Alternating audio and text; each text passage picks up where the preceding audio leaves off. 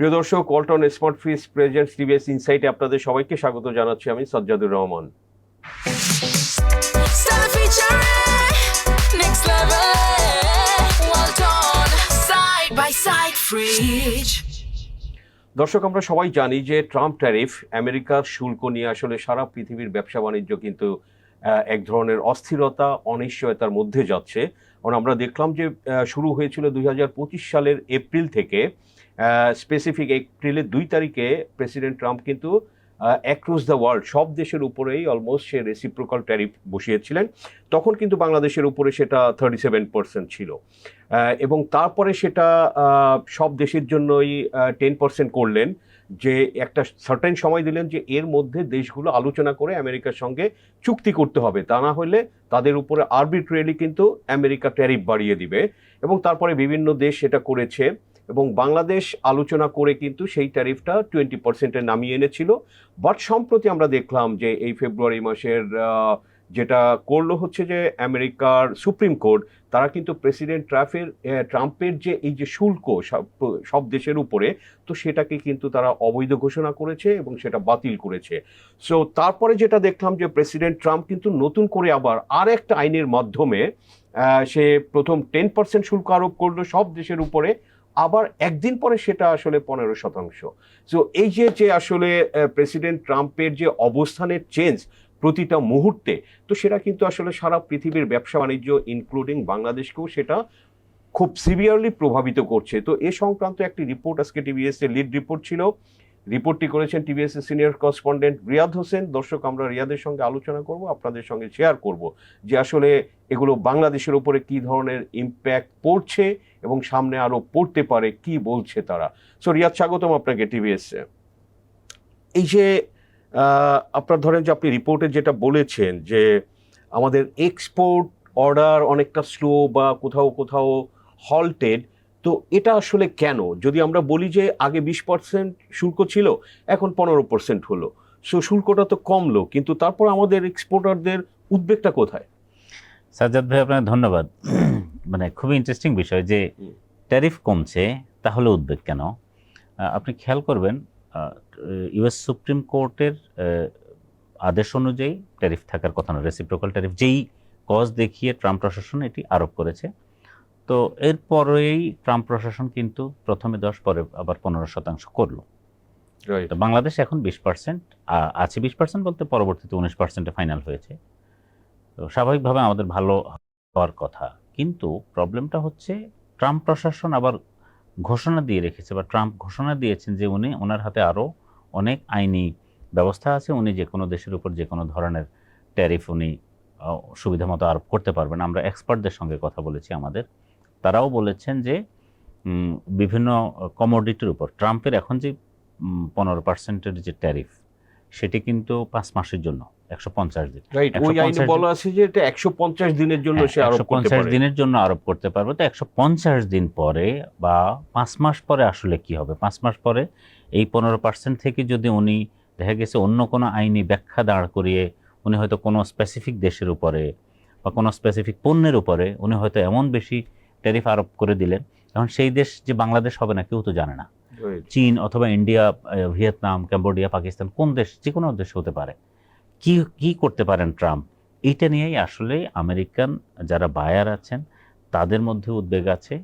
তো যেহেতু তারা কনফার্ম না আসলে কি হচ্ছে ভবিষ্যতে, ট্রাম্প ট্যারিফটা আসলে কোথায় ফাইনালি কত হবে এটি যেহেতু নিশ্চিত না, ফলে তারা যে কাজটি করছেন এখন একেবারেই প্রয়োজন না হলে তেমন কোনো অর্ডার তারা দিচ্ছেন না। তারা এক ধরনের তারা নিজেরাও সিদ্ধান্তহীনতার মধ্যে আছেন আসলে, যেহেতু অনিশ্চয়তা যে কি হয় এই 4 মাস পরে, 5 মাস পরে। কারণ এখন যে অর্ডারগুলো বাংলাদেশে আপনি জানেন আমাদের প্রধান রপ্তানি পণ্য তৈরি পোশাক।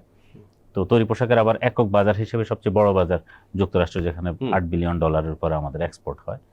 তো সেই মার্কেটের এখন যদি দেখা গেছে আমাদের যে অর্ডারটা বাংলাদেশে ইতিমধ্যেই দেওয়া হয়েছে, সেটি আগামী জুন পর্যন্ত বাংলাদেশ অর্থাৎ এখন এই পণ্য রপ্তানি করার পরে ইউএস পোর্টে গেলে সেখানকার কাস্টম যখন এটিকে হিসাব করবে, তখনকার টাইমটাই কিন্তু আসলে ওই ট্যারিফের জন্য কার্যকর টাইম। তার মানে এই পণ্য যেতে যেতেই 4 মাসের মতো, 5 মাসের মতো সময় হয়তো লেগে যাবে। এরপরে নতুন করে অর্ডার দিলে সেই সময় কি ট্যারিফ আরও কমে যায় না আরও বেড়ে যায়।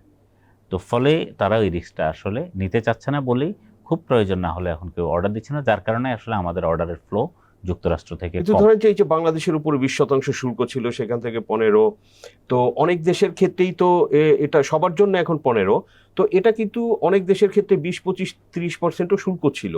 তো সেটা যদি এখন, এটা তো আমেরিকান কনজিউমাররা এখন একটু কম দামে পাবে যেহেতু তার শুল্কটা কম পড়ছে। সো সেটা যদি হয়, কম দাম হয়, তাহলে তো এটার চাহিদাও বেশি বাড়ার কথা।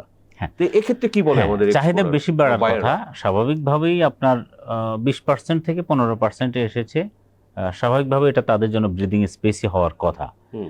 মুশকিল হচ্ছে তারা তো আসলে জানে না এরপরের পরিস্থিতিটা কি হবে। তো এখন ধরুন এখন তারা আপাতত যে পণ্যগুলো এই সময়ের মধ্যে যাবে, সেক্ষেত্রে যিনি বায়ার ওনার জন্য সুবিধা।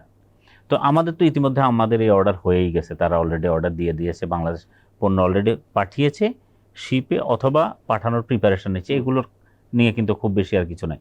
তার মানে হচ্ছে এখন যে পণ্যগুলা আগামী 4-5 মাসের মধ্যে যাবে, আপনি ধরে রাখেন যে এগুলার অর্ডার হয়ে গেছে বা প্রায় কথাবার্তা নেগোসিয়েশন পর্যায়ে আছে। তার মানে এইটাতে খুব বেশি যে বাংলাদেশের এখান থেকে লাভবান হওয়ার কথা তা না। এখানে যদি কিছু লাভবান হয় তাহলে ওখানকার যিনি ইম্পোর্টার উনি লাভবান হবেন এই 5 মাসের মধ্যে যে পণ্যগুলো। ইম্পোর্টার প্লাস আপনার সেখানে। ক্রেতারা।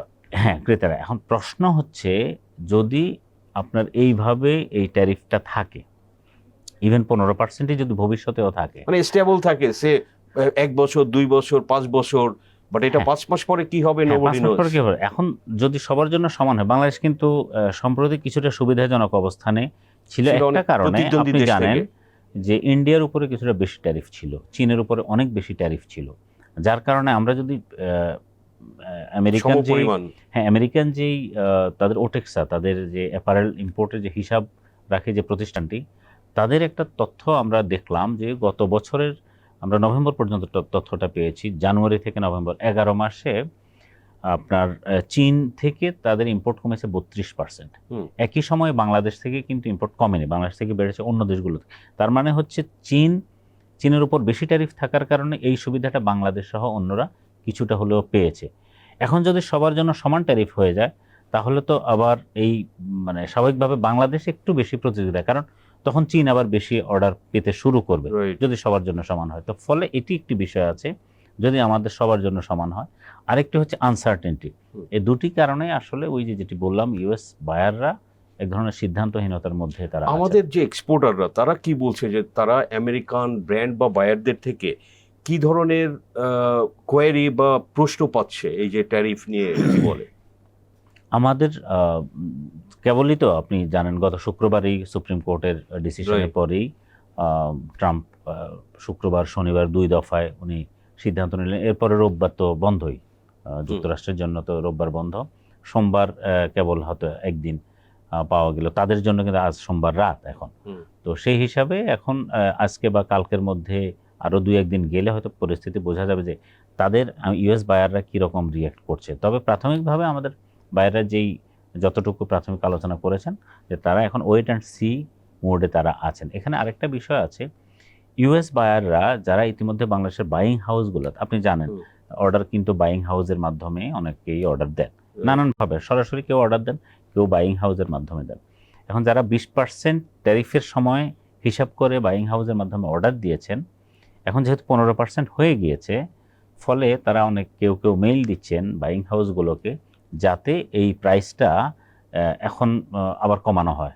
অর্থাৎ তারা কেউ 2% চাচ্ছেন। আমি দেখছি 2টি মেইলের তথ্য আমি পেয়েছি। একটি মেইলে 2% ওনারা চেয়েছেন, আরেকটি মেইলে 5%ই তারা দাম কমানোর জন্য বলেছেন, এটি বাইং হাউসগুলোকে। তার মানে এখন এই যে মধ্যস্বত্বভোগী বা মাঝখানে যে বাইং হাউসগুলো যারা আছে ব্যবসায়, তারাও কিন্তু এখন এক ধরনের বিপদে পড়ে যাবে। এই প্রাইসের এই হেরফেরের জন্য এই চাপটা এখন তাদের উপরে পড়বে, কারণ তারা তো অর্ডার দিয়েছে ফ্যাক্টরির কাছে, এটা হবে না। ফলে যে জিনিসটা হবে আসলে দুই দিক থেকে, বায়ার যদি ট্যারিফ কমে সেখানেও বায়ার এক ধরনের প্রফিট নেবে, সুবিধা নেবে, আবার এখানে যে কমছে এটার সুবিধাও বায়ার এখন নেওয়ার চেষ্টা করছে। তো ফলে এই দুটো বিষয় আসলে খেয়াল করছি আমরা। ওকে, আপনার এখানে আপনি বিশেষজ্ঞ অর্থনীতিবিদদের সঙ্গে কথা বলেছেন এই যে সার্বিক পরিস্থিতি নিয়ে, তারা কি বলছে, তাদের অবজারভেশনটা কি, সামনে কি হতে পারে? বাংলাদেশের জন্য? দেখুন, একটা গুরুত্বপূর্ণ বিষয় হলো গোটা পৃথিবীব্যাপী কিন্তু ট্রাম্প ট্যারিফের পরে এক ধরনের অস্থিরতা, অনিশ্চয়তা বিশ্ব বাণিজ্যেই এটা কোনো না কোনোভাবে তৈরি হয়ে গেছে। প্লাস বিশ্বব্যাপী এক ধরনের গতিমন্থরতা, ইকোনমিরও গতিমন্থরতা দেখা যাচ্ছে। আমাদের একক দেশ হিসেবে যুক্তরাষ্ট্র সবচেয়ে বড় বাজার, আবার আমরা যদি অঞ্চল হিসেবে বিবেচনা করি ইউরোপীয় ইউনিয়ন আমাদের সবচেয়ে বড় ব্লক। 50% এক্সপোর্ট, টোটাল এক্সপোর্টে 50% বা তারও বেশি ওখানে যায়।